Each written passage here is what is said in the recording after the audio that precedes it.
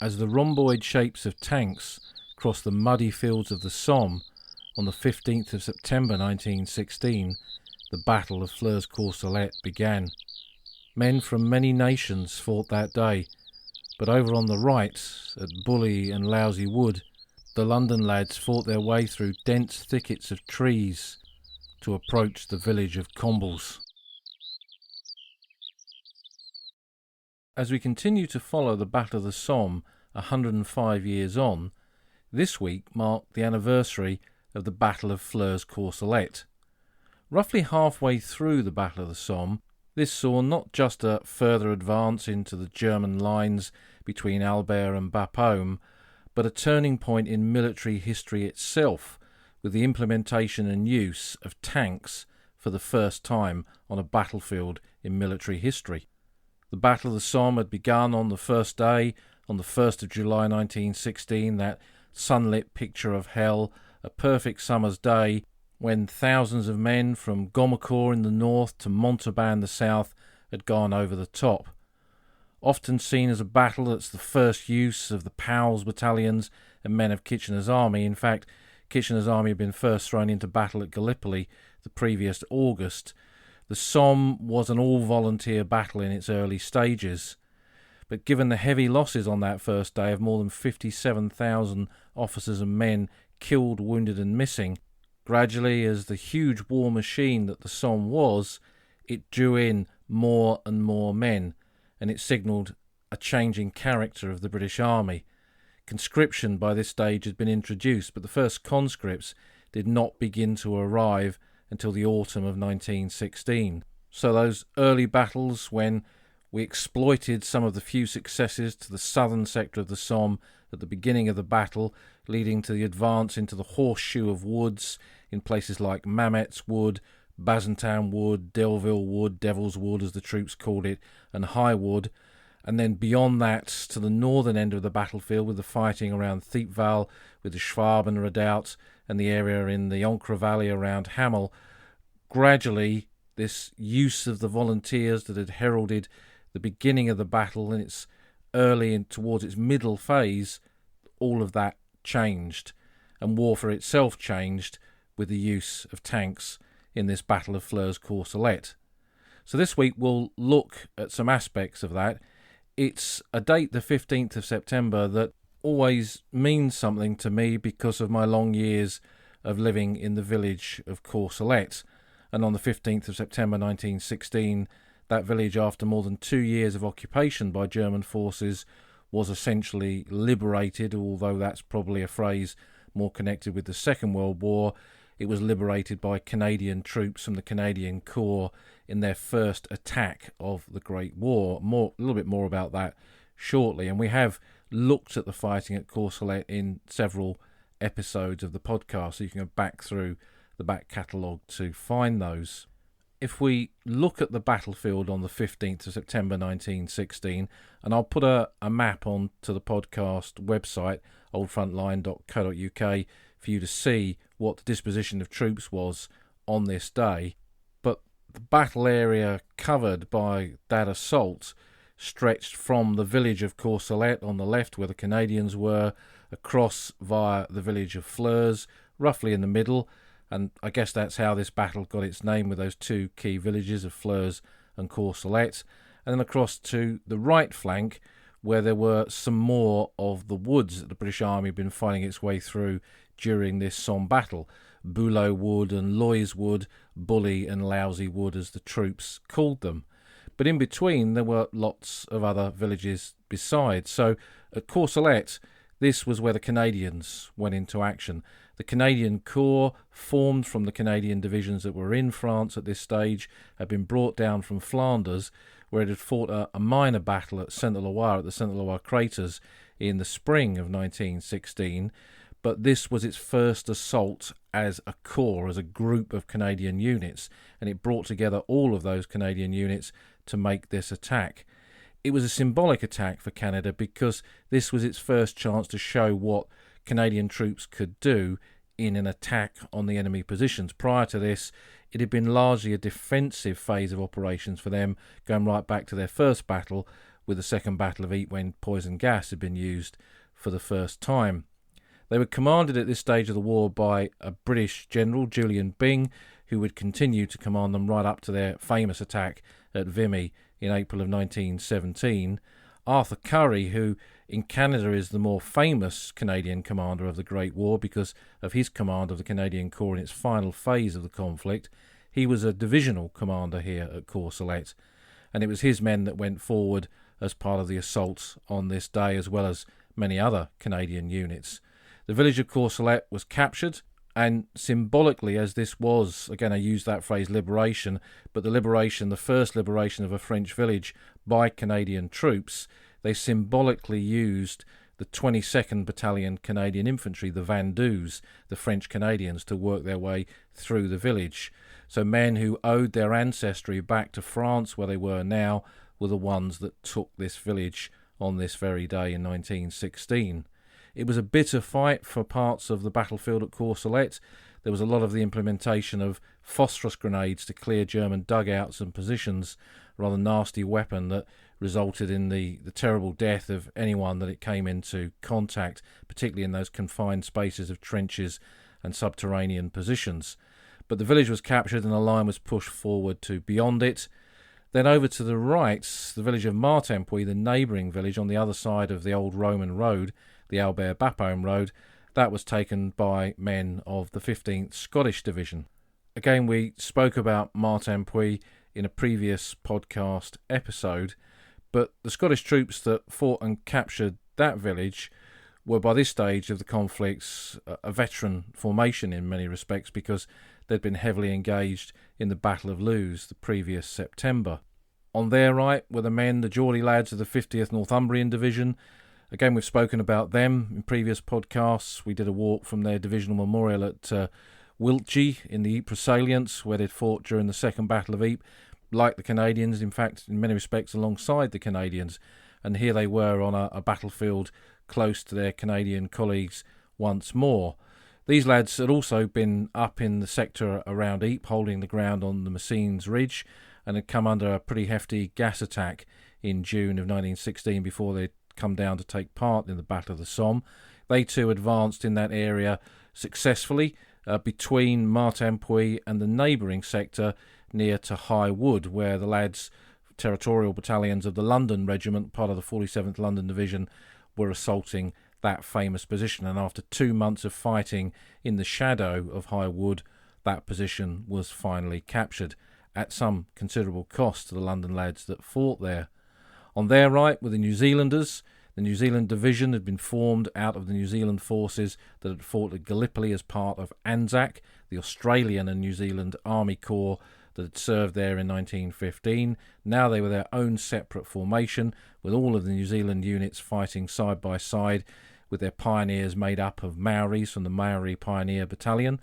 They went into action against the switch line between High Wood and close to the village of Flers, and that switch line, which was a big long German trench, ran from Martinpuy round the back of High Wood, across in front of the village of Flers, and up onto the high ground close to Goerdecourt and beyond towards Ginchy. So this was a considerable line of German defence, part of the objectives of the Battle of Flers-Courcelette, and a position that was largely taken that day. Alongside the Kiwis, alongside the New Zealanders, were the lads from the 41st Division advancing into the village of Flers itself and the positions either side of it. The 21st Battalion King's Royal Rifle Corps, the Yeoman's Rifles, were part of that formation, and we spoke about the Earl Feversham and the loss of him in the attack there when we did the episode on the Colonel's Field just outside Flers in a previous podcast. On their rights were the Guards Division, the Tally-Ho VC.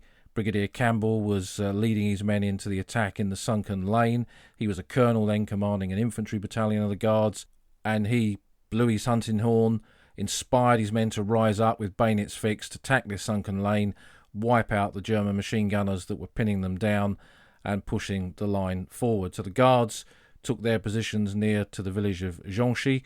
They were also close to the guys from the 14th Light Division. This was a light infantry unit made up of battalions of the Durham Light Infantry, King Shropshire Light Infantry, Duke of Cornwall's Light Infantry, and so on. and also battalions of the Rifle Brigade and King's Royal Rifle Corps, and they were fighting in that area between High Wood and where the Guards were located. And then over on the extreme right flank, the 6th Division, which was one of the old regular army divisions, part of the original British Expeditionary Force that came across to France in 1914, were advancing towards the Morval Ridge. And then on their flank was the 56th London Division, London Territorials, similar to the Londoners in the 47th London Division at High Wood. These lads had fought at Gommecourt on the first day of the Battle of the Somme. Their numbers had been made up, and they were now taking part in the attack on 2 of the remaining areas of woodland in that sector, which was Bully and Lousy Wood that we've just mentioned previously. And for much of this podcast, as we go on beyond this introduction to the Battle of Flers-Courcelette, we'll look at that sector around Bully and Lousy Wood in the approach to the village of Combles. So that's a quick overview in terms of who was where and what was happening. We've looked at some bits of that before. We'll no doubt look at some more bits of that again in future podcasts. But as we mentioned right at the beginning, one of the key turning points on this day was that first implementation of tanks. The tanks had originally been a naval project, but had been taken over by the army and had become part of the heavy section of the machine gun corps. The tank corps had yet to be formed. That wouldn't be formed until July of 1917 in the approach to the Third Battle of Ypres. And these early tanks, the men within them were a mixture of machine gun corps men, attached officers and men from other units who'd volunteered to take part in the tanks, and the drivers were largely men from the Army Service Corps, which was the biggest unit, where there was a big pool of men who could drive vehicles that could be trained to master these early tanks. There's a very, very good book on the early tank crews, which I'll put a link to on the podcast website, because there's quite a lot of information about those men and the sort of guys that formed those early tank units. There was just over 40 available for this Battle of Flers-Courcelette, and in some of the older historiography of the First World War, Haig was accused of using tanks, and I think the phrase was, in penny packets on the Somme. But there was no doubt that the effect of using them was considerable. The Germans had no inkling that such a weapon was about to be implemented onto the battlefield. And when, as I did some years ago in the German archives, looked at some of the accounts of the Germans who faced them, they were completely thrown as to how to deal with these tanks in the initial encounter with them. In fact, they struggled to even know what to call them. We know now, because of the Second World War, that the Germans called tanks panzers. That's not what they called them in the Battle of Flers-Courcelette.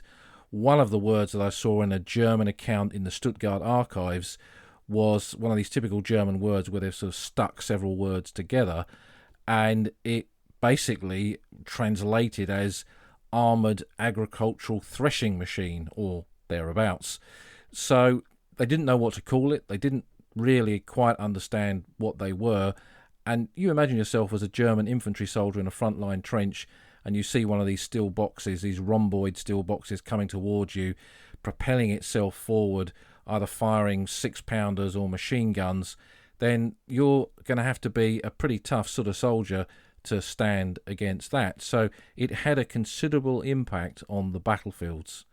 Now, the early tanks were not properly armoured. They were boilerplate, so even the striking of a bullet, particularly multiple bullets, such as from a machine gun, could result in flakes of white-hot metal coming off on the inside of the tank and hitting the guys inside. So the early tank crews wore these chainmail-style masks to protect their faces from this splash that might come at them, and they wore a type of leather helmet as well that protected the top of their head, and also, I suspect, probably stopped them from bashing their brains out on bits of the tank as it rocked around on the battlefield and went in and out of shell holes.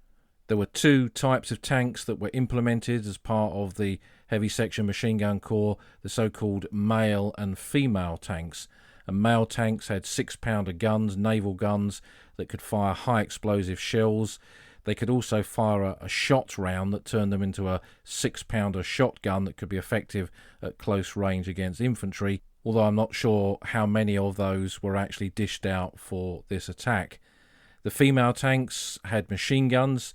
At this stage they were Vickers machine guns, And the idea was that these two types of tanks, male and female, would work together in perfect harmony, with the 6-pounders taking out strong points and German positions, and the machine guns from the female tanks being used to take out and suppress, neutralise infantry that were in the areas defended that the tanks were trying to roll up alongside the British assaulting forces.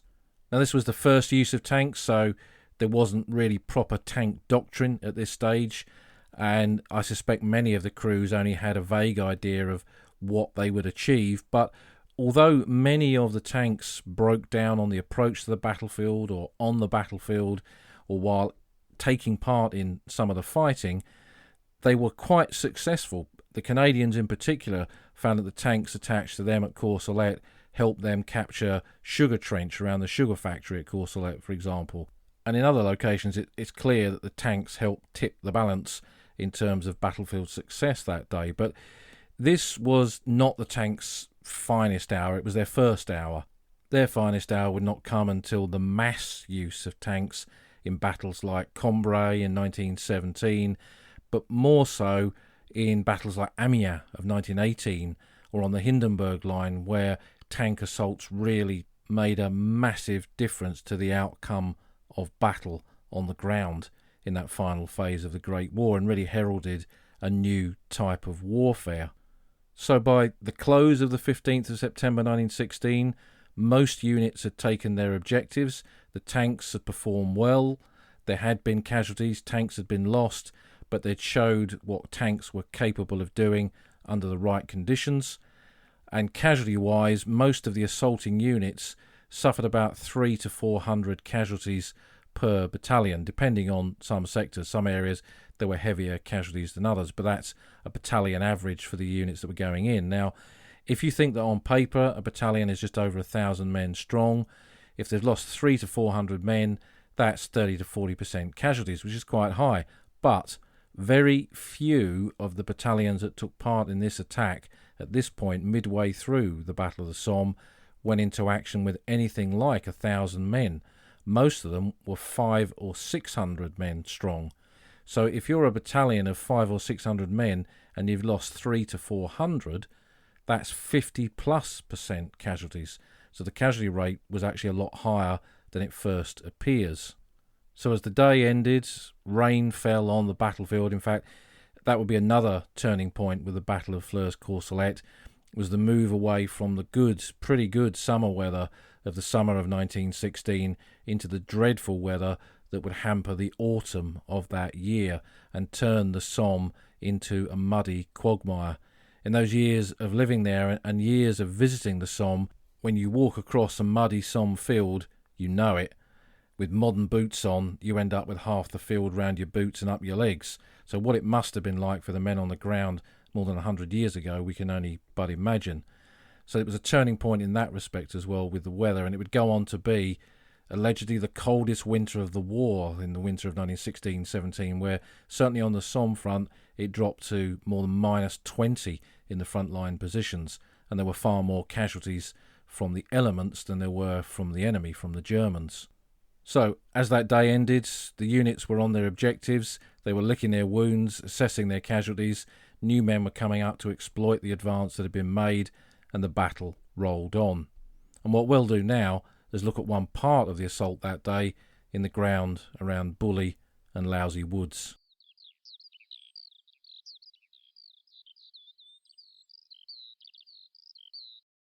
Over on the right flank of the battlefield at Flers-Courcelette were the men of the 56th London Division. This was one of 3 London divisions that served on the Western Front. The 47th we've already mentioned, they were at High Wood on this day, and there was also the 60th London Division. They'd served at Vimy Ridge for a while before going off to Salonika and eventually took part in the war in Palestine in the final phase of the Great War in the Middle East. The 56th London Division was originally called the 1st London Division because it was made up of London battalions, and there were 20-odd battalions of the London Regiment before the Great War, and they'd formed this division as part of the territorial force before World War I, but it had never served as a coherent force together in the early phase of the war, because the battalions that were part of it, units like the Queen Victoria Rifles, the Queen's Westminster Rifles, the London Scottish, had a very high proportion of men who had signed up for overseas duty, for imperial service as territorial soldiers, and that meant they could be dispatched pretty much straight away when the war broke out. So units like them were sent to France in November of 1914 and joined regular army colleagues in the trenches of Flanders, particularly in the area around Messines and Plugstreet Wood. As individual battalions attached to other formations, they'd all taken part in different actions on the battlefield in 1915, whether that was Neuve-Chapelle or the Second Battle of Ypres or the fighting on the Albers Ridge or at Festubert and later at Loos. All of these units had served, and then in early 1916 a decision was made to bring them back together again to form a new London division out of what was then quite experienced battalions. So having been formed in the spring of 1916, they were then put into the sector on the northern part of the Somme, facing the village of Gommecourt, and they were based in and around the village of Hebuterne. That was just behind their front line, and they stayed there up until the beginning of the Battle of the Somme and took part with their colleagues on their left flank, the 46th North Midland Division, in the attack on Gommecourt village, which for both divisions was a failure and quite a costly one. So with the myriad battles of 1914 on into 1915, and then these tremendous losses in the London units at Gommecourt on the first day of the Somme, a lot of the original members of these London battalions had been killed or wounded, and gradually they were then replaced by new men who'd volunteered in the early phase of the war, and gradually as the Battle of the Somme moved on, some of the first conscripts arrived to take up the ranks alongside the volunteers of the earlier phase of the conflict. After Gommecourt, the division had been pulled out of the line and had a period of rest. It then went to near Abbeville in the valley of the River Somme, nearer to the coast, and it did tank training there for a while. One of the very few divisions that took part in the Battle of Flers-Courcelette that had actually had the opportunity to do some kind of training with tanks before they saw them on the battlefield. I would guess that many of the men on the 15th September 1916, when they went into action in those villages between Courcelette, Flers and the woods over on the right flank, possibly had never seen tanks before and were just as confused about them as the enemy was who were facing them. But the London lads had, and they knew what they were, so when they came into action with them, it wasn't really much of a surprise for them. But the division wasn't just thrown into the attack on the 15th of September. It actually had been on the Somme for a few days prior to that. It had moved down into this ground just beyond the village of Guillemont, and just to the south-southeast of Ginchy, and it had been facing the German lines in this area, beyond which were two areas of woodland, Bois de Bouleau and Bois de Loise, as we've already mentioned, Bully, as the troops called it, and Lousy Woods. And this area is a little bit like a plateau. It's got some valleys leading up to it. It's quite a high bit of ground. And just on the beginning of the reverse slope, moving away from that plateau, are these two areas of woodland.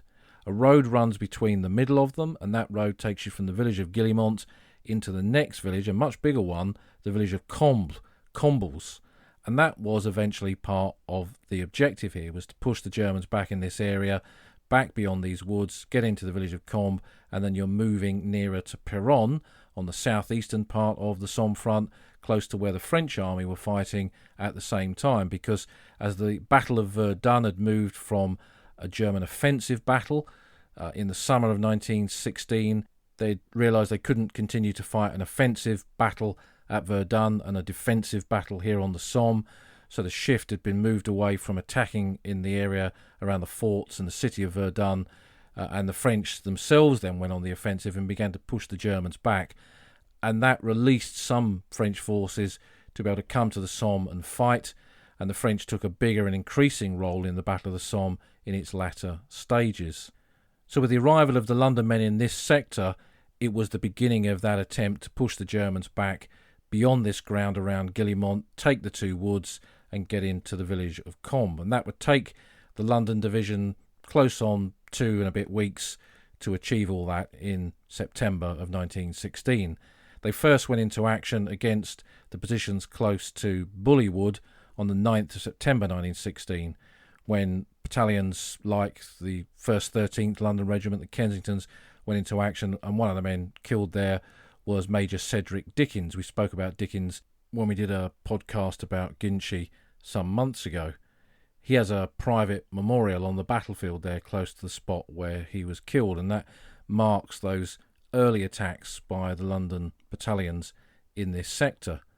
The London Rifle Brigades then went into an attack on Lousy Wood over on the right, and there's a really, really good account of this in Captain Gilbert Nobbs's book, Englishman Camarade, which has been reprinted with a different title, and I'll put a link to that on the podcast website.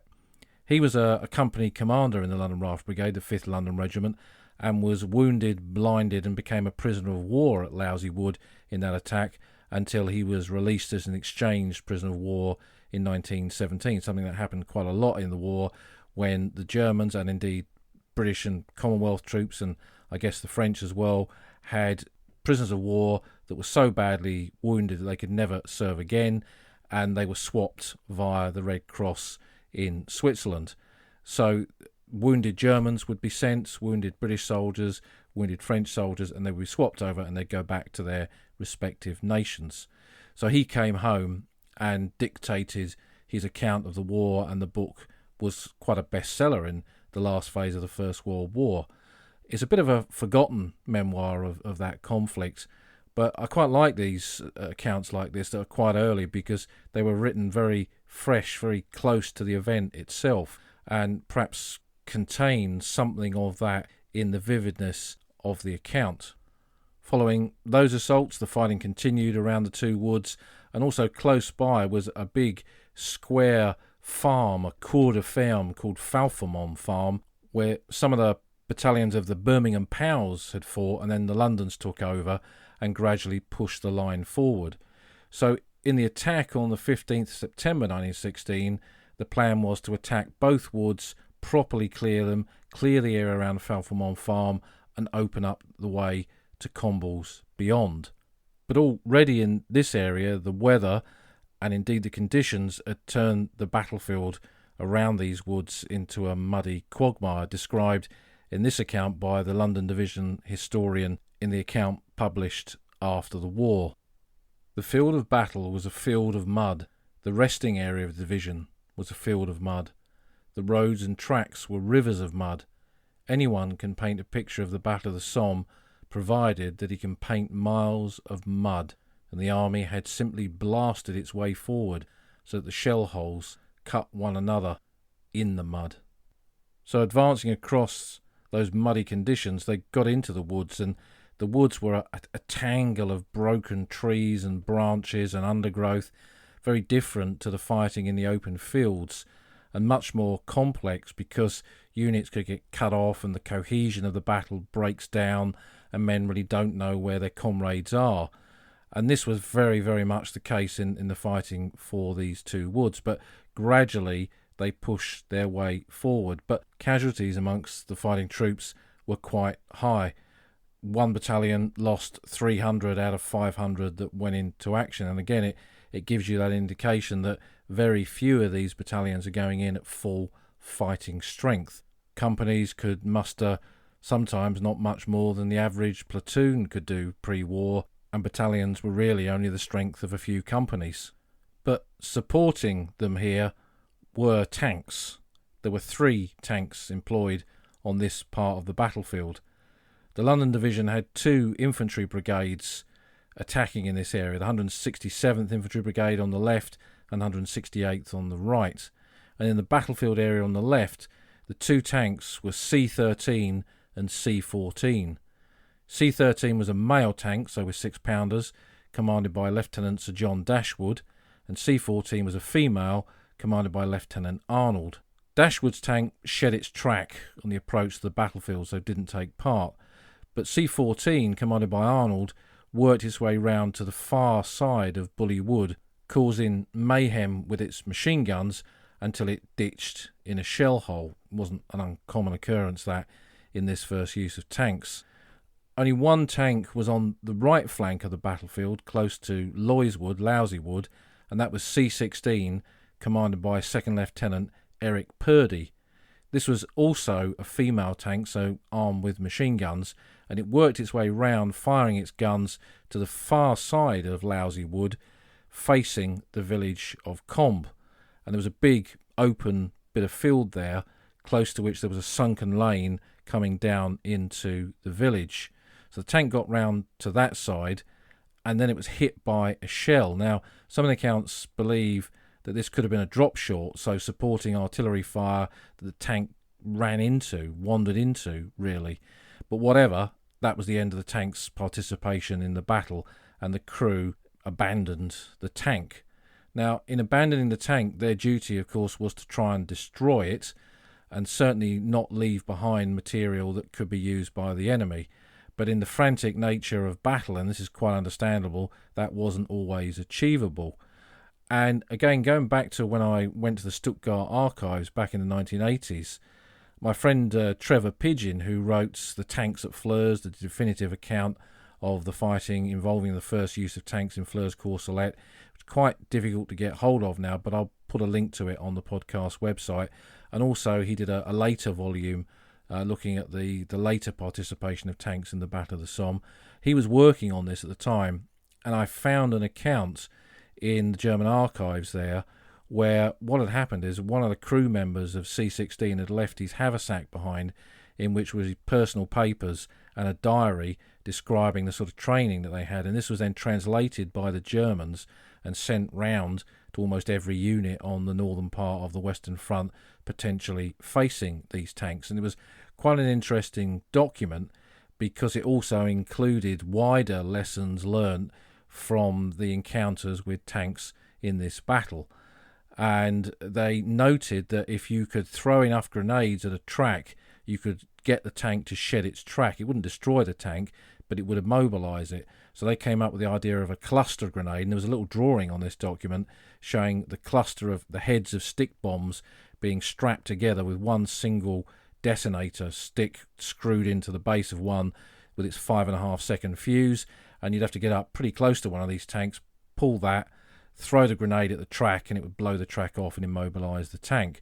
So the Germans reacted decisively against this first use of tanks. Their men may have been thrown by their initial encounter with them, but they came up with ideas of how to take on these tanks pretty quickly. And again, this is one of the many gems that comes out of examining the archives of other nations that took part in the Great War. By the end of the 15th September, as the rain came down and turned this already muddy battlefield in this area into even more of a quagmire for these London lads who were here, the battalions were shattered, the units were gradually relieved by other battalions that had not seen action that day within the division, but they'd pushed the line forward. The woods had been largely captured, and they were now facing the village of Combles, and that would be part of the next phase of the assault that would take them down into the village and the capture of Combles on the 25th of September 1916.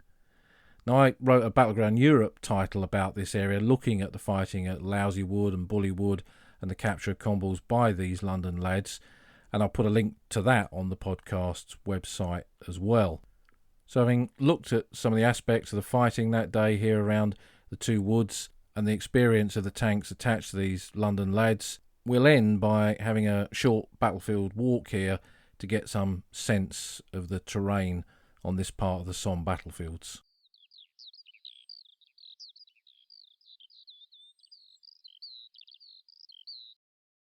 This is a walk I've done quite a few times over the years, and on one occasion I did it in the company of the entire Dickens family. They came over for the dedication of the new memorial to Major Cedric Dickens and the placing of the original memorial into Ginchy Church to be protected.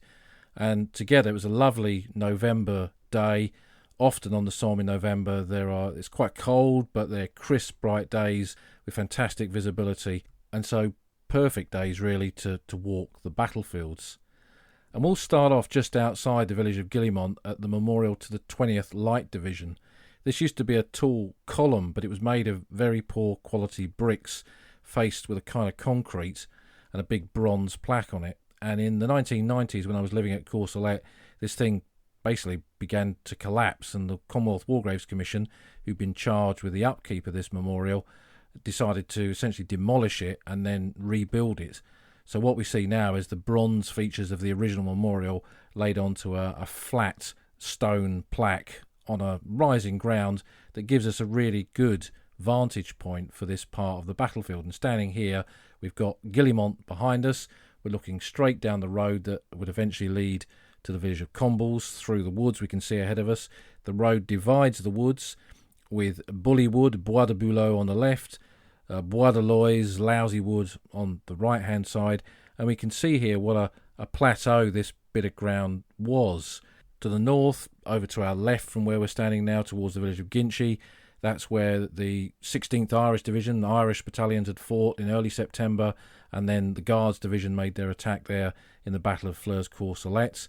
And we can see that ground rises up towards a ridge line, which is where the switchline trench ran all the way from Martinpuy round Flers and indeed beyond.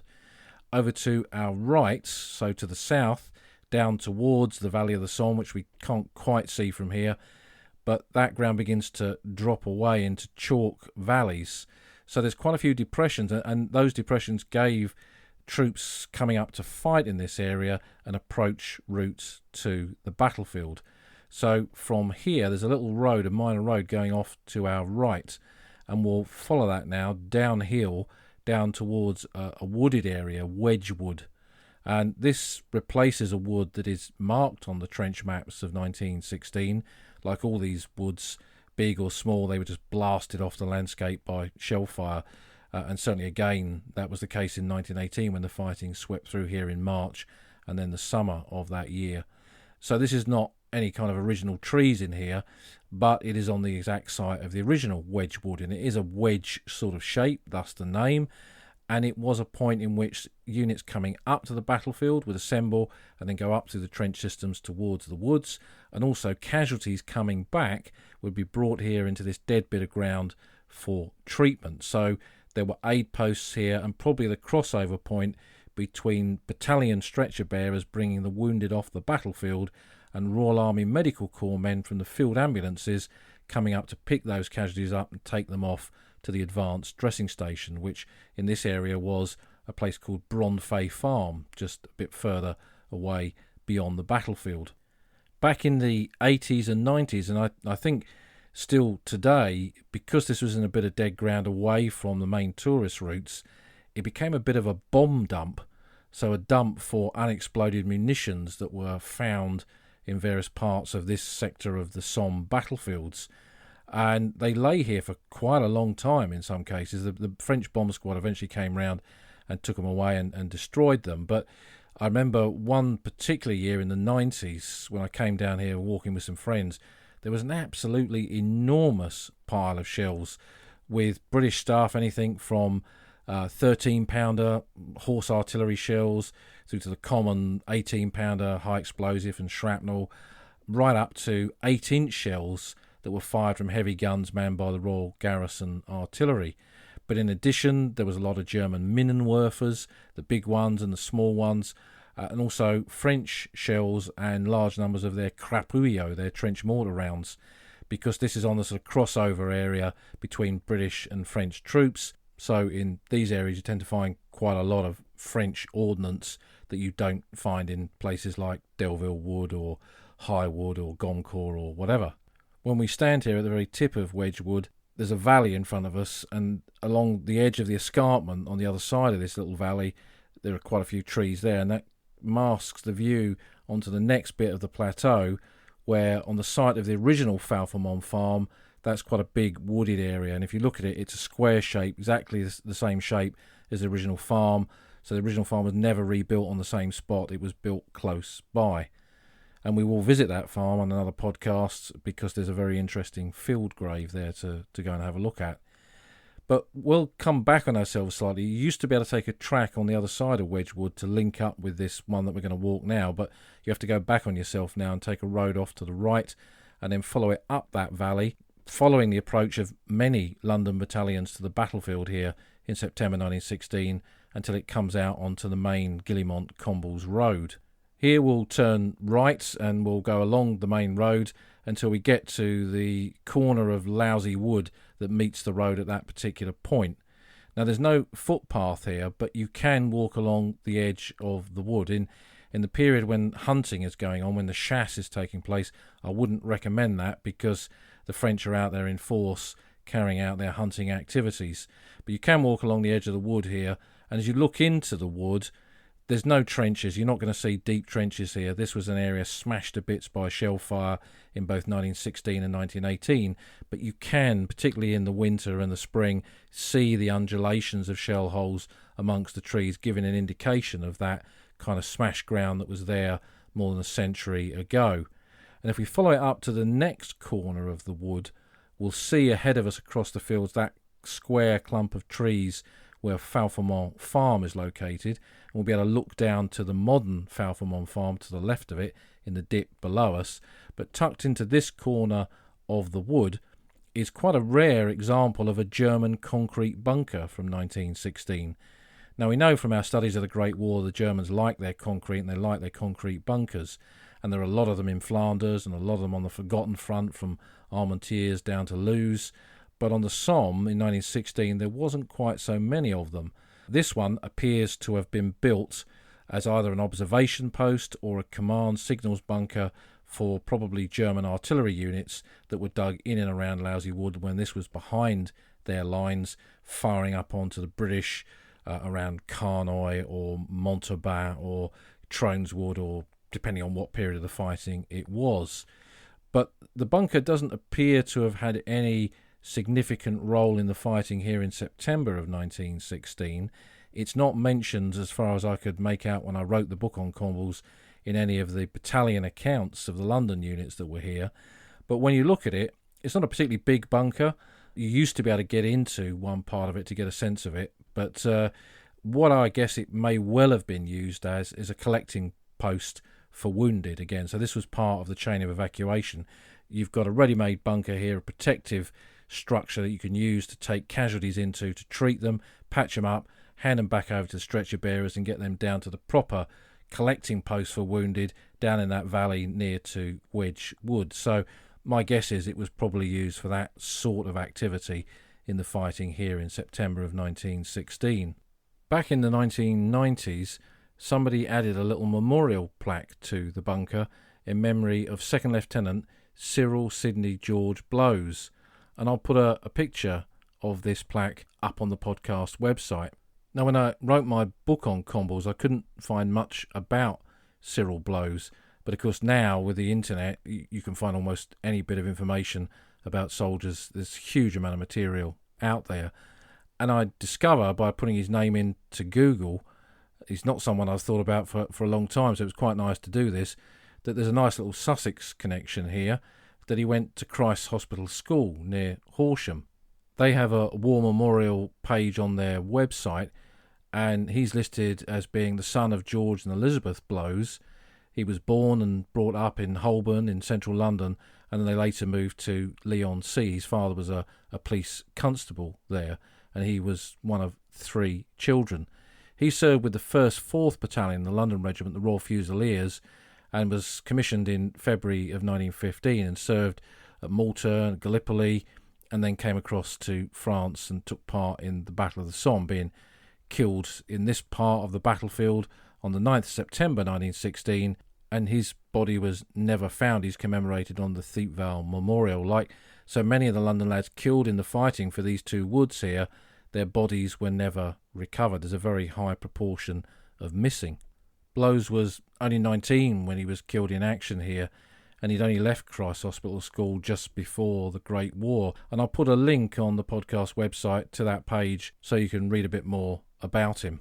Coming round the side of the woods here, with the bunker now behind us to our left, we're coming to the point where the ground drops away from us.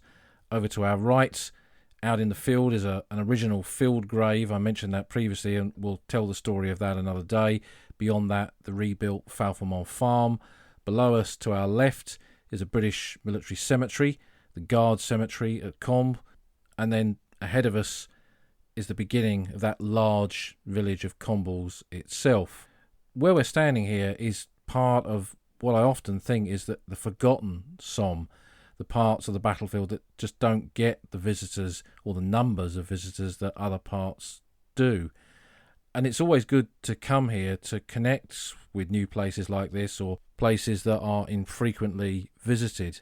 And I think if you've been to the Somme quite a few times, I'd always recommend coming to somewhere like this. Don't just go back to Thiepval or Beaumont-Hamel or La Boisselle or whatever. There's nothing wrong with visiting any of those locations. They're fascinating. But always try and challenge yourself. Try and come to somewhere new, discover more about the wider picture on the Somme, and indeed any other battlefields on the Western Front. Because when we stand here, we're looking out for the men who were here in 1916 to the next phase of this battle, in many respects the final phase of the battle, the turn of the weather, the turn of the tide, the use of tanks. A new type of warfare was coming. The German army had been smashed to oblivion by the fighting on the Somme. The British and Commonwealth forces had lost heavily too. But the last page of this war and the last page of this battle was yet to be turned. For many of these men who stood amongst the trees of the shattered Lousy Wood in September 1916, this was not their last time on the Somme. They would return to this part of the old front line.